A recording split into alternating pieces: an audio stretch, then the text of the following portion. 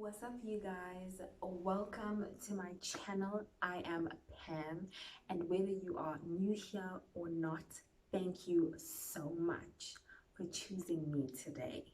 So about today's case, all I can say is it is completely ridiculous and terribly disgusting, as you may have noticed by my video title.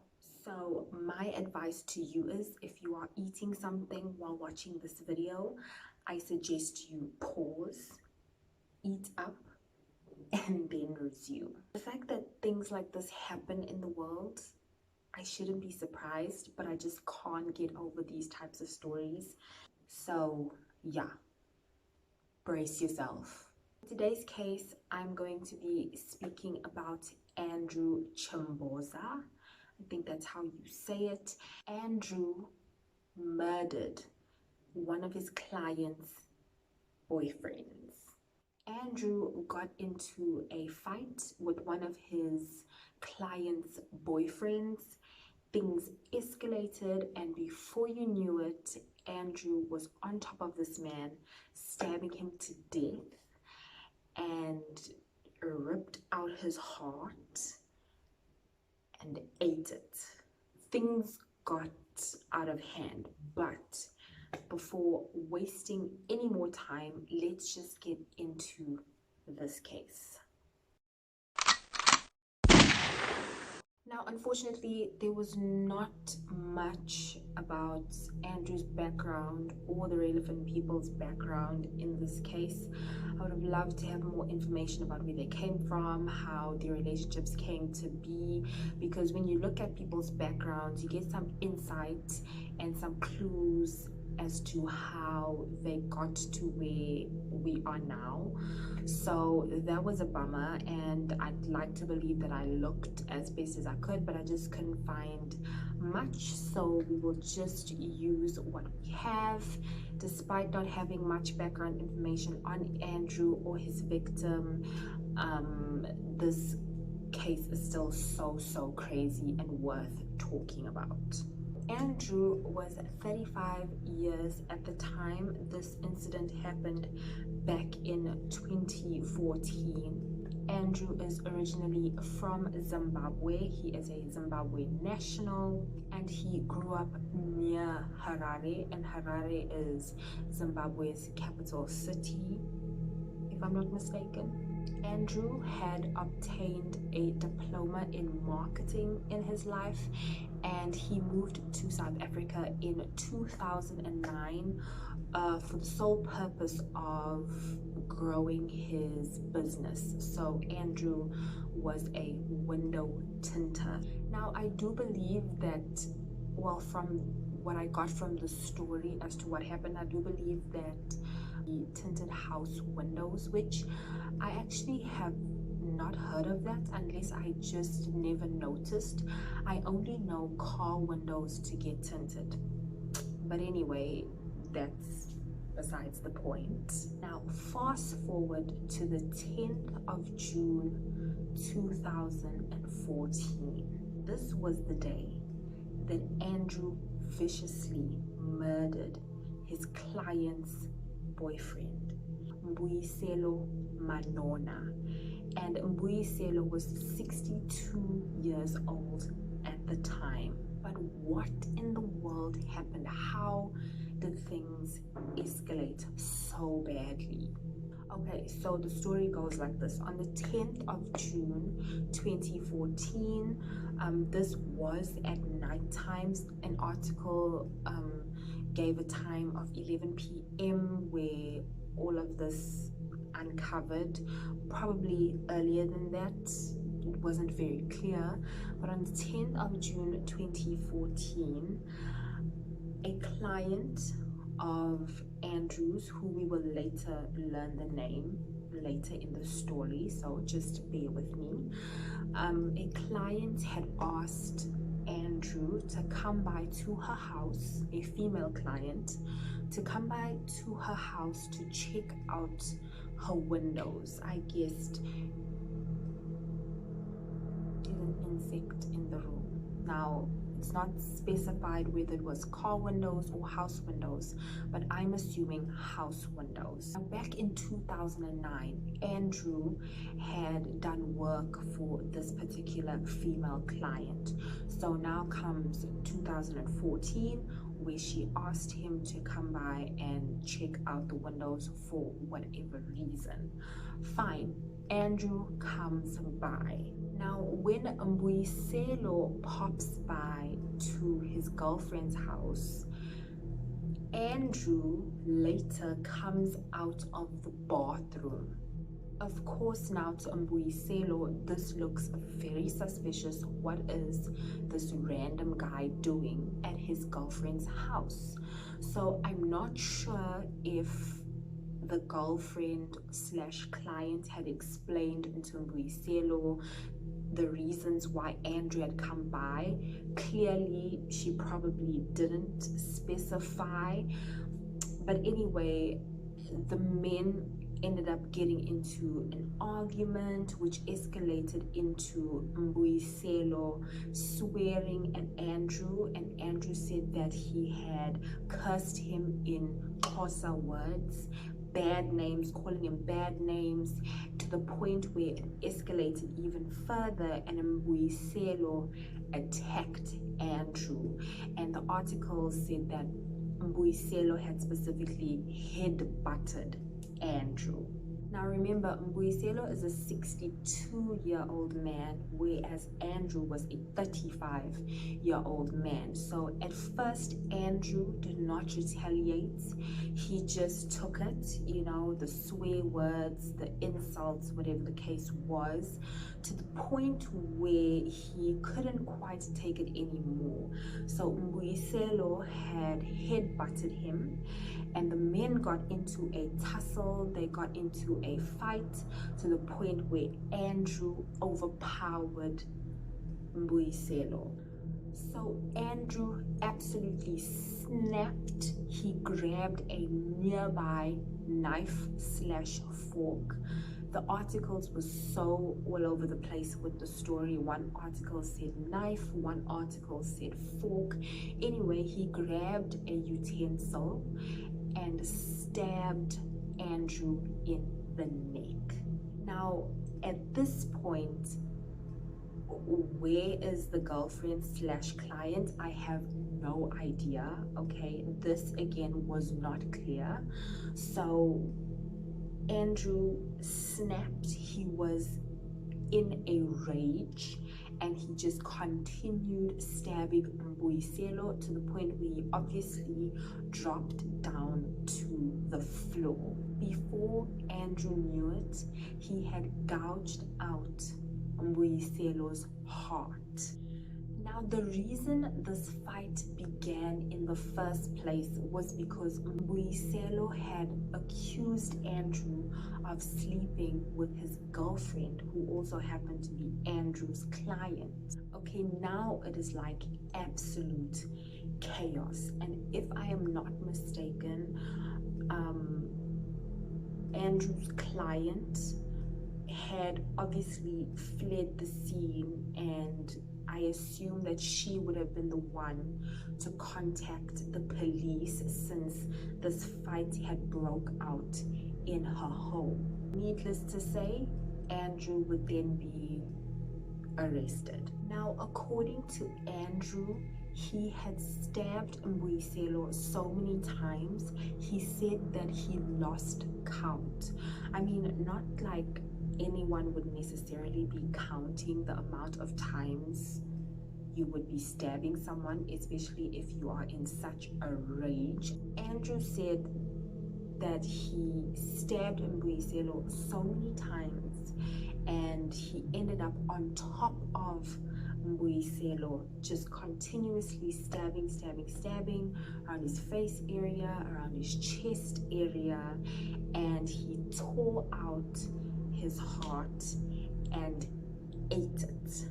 Okay, at first Andrew denied eating his heart, but the police officer, the arresting police officer, was a witness to Andrew eating the heart. He was caught red-handed. Absolutely no pun intended. Okay.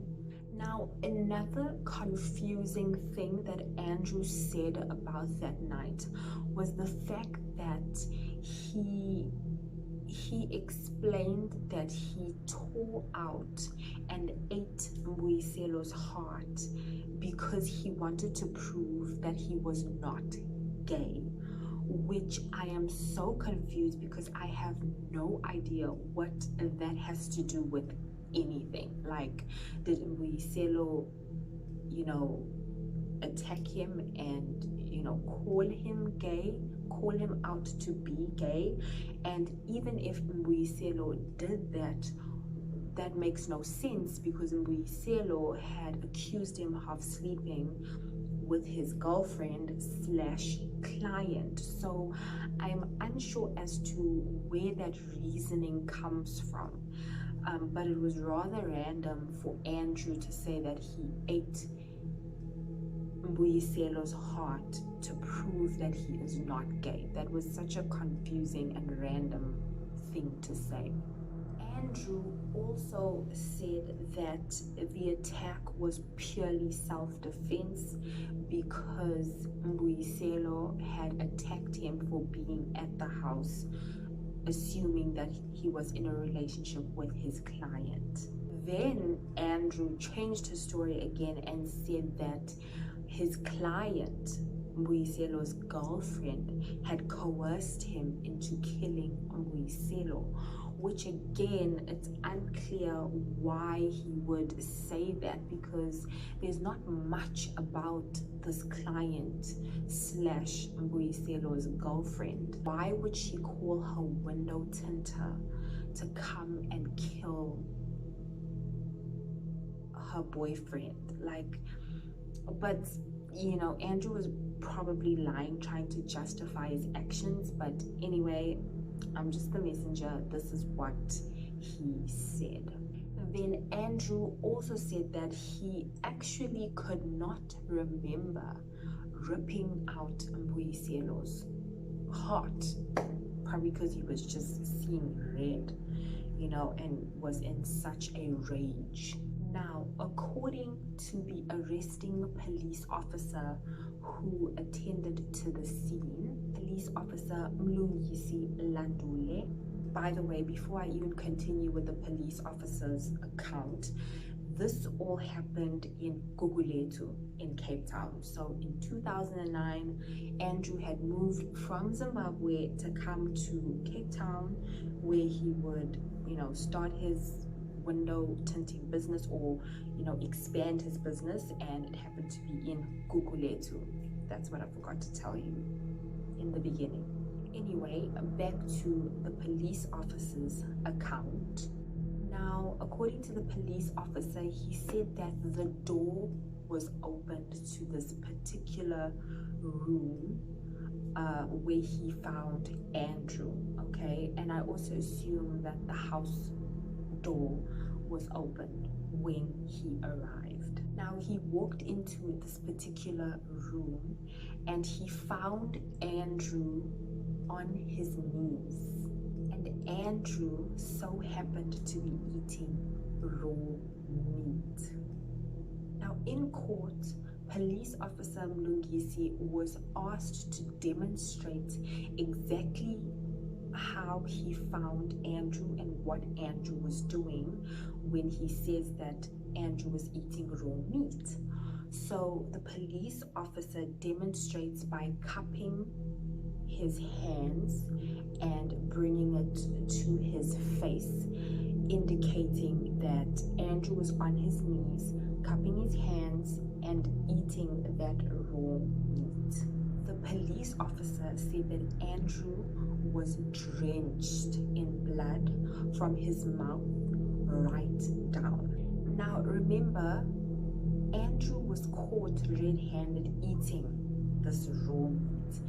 And so when the police officer entered the room, he actually asked Andrew to step away from the meat. He asked him to stop eating and step away from the meat. So of course Andrew did what he was told. The police officer then noticed the knife and fork, which were full of blood, and the knife and fork was next to, other pieces of meat. But then it was only in the bedroom where police officer Mungisi noticed Mbuyiselo on the floor. There were cuts all over Mbuyiselo's head, and when the police officer, checked Mbuyiselo's shirt, he saw that there was a hole on the left side of his chest where his heart used to be. And this is when he could confirm that Mbuyiselo's heart was definitely removed from his body. Now, this is the point where the client's name was revealed. What the police officer also noticed before, when the police officer had seen Andrew eating the meat, Andrew was like crying out and kind of like wailing, and he said that Andrew kept saying, "I love you no more there. You are my wife. I did everything for free." Nomonde being Mbuyiselo's girlfriend. So Mbuyiselo was, right in thinking that there was something going on, at least from Andrew's side. It's unclear if it was mutual, but by this account, it's safe to say that Andrew definitely had some type of feelings towards Nomonde, his client. Now, not only was Mbuyiselo's heart ripped out of his chest, but parts of his neck also seemed half eaten. It's like he just went savage on this man. Now get this. This is absolutely horrendous. Like, I can't even imagine. I don't even know how they were able to tell this type of thing. I would have definitely loved some in-depth information as to how they actually figured this out. But according to autopsy and the forensic pathologist, they were able to prove or figure out that Mbuyiselo's heart was ripped out of his chest while he was still alive. So it's not like Andrew had stabbed him and waited for him to die. He just ripped this man's heart out while he was still alive. Like, that is insane. I can't even begin to imagine the type of pain you would feel from seeing your heart and feeling your heart being ripped out of your body. Like, that is just animalistic. And when his body was taken away, to the forensic pathologist and for autopsy reasons, his heart, pieces of his heart, were in a separate plastic bag, and it was described to have been sliced neatly. I mean, this story is just so sickening. Like, I can't, why do things like this happen in the world? I can never tell you. Now, what I'm about to tell you with regards to his sentencing will either shock you or not, but I found this to be absolutely ridiculous, when it came to his sentencing. But maybe I'm just, over passionate about it. I don't know, you can tell me. But get this, Andrew was only sentenced to 18 years in prison. 18, 1-8, for such a savage murder. 18 years. Like, do you know how fast 18 years goes by? And then he's gonna come out, and what if somebody makes him mad again? What is he gonna do? Like those of you with teenagers, 18-year-old teenagers, did you see how fast that happened? Now, the arresting police officer who attended the scene, Mlungisi, had 100% opposed the idea of bail because, you know, what if he snaps again and freaking eats somebody else's heart? So he was like a hell no for him when it came to the idea of bail. Another reason why he opposed bail was the fact that if he got out on bail, the community was like ready to kill this man. And they asked him, like, Andrew, how do you feel about, you know, the community wanting to kill you? They didn't quite report on what his thoughts were, but yeah, there was no bail for Andrew. And Andrew had also pleaded guilty as part of a plea bargain or a plea agreement, as it is termed in South Africa. So yeah, 18 years is what Andrew got for this horrendous murder. And the judge did give reasons as to why he received 18 years in prison instead of life imprisonment. And I would honestly love to hear your thoughts on these reasons, but let's just get the reasons out of the way. Okay, so one of the reasons was the fact that this murder was not premeditated. It just happened like that, and Mbuyiselo's heart was ripped out of his chest. Only a premeditated murder would attract a life sentence. Now, this is absolutely confusing to me. I don't understand it unless I am just missing it. Like, unless the light is not on in my brain. But the court decided not to charge him with violation or desecration of a corpse. I mean, can we consider the state that Mbuyiselo was in by the time he reached the forensics department? Like his heart was not in the chest cavity and it was in a plastic bag. That sounds desecration-ish to me. I would need to be better educated as to why that would be the case for this particular case. And the court decided not to charge him with desecration and violation despite there being witnesses to him eating this man's heart. And what's even more sick was the fact that the police officer said that his mouth was full of the blood and some of the blood had like dried on his face. So that is so sickening. I can't even. Andrew had to be sent for evaluation, you know, with a psychiatrist to just make sure that he is of sound mind, which he was deemed of sound mind. He is not crazy. So this is another reason why he was not given a life sentence. I guess if you are deemed a psychopath or, you know, mentally unstable or whatever the case is, then you are more of a risk to yourself and the public.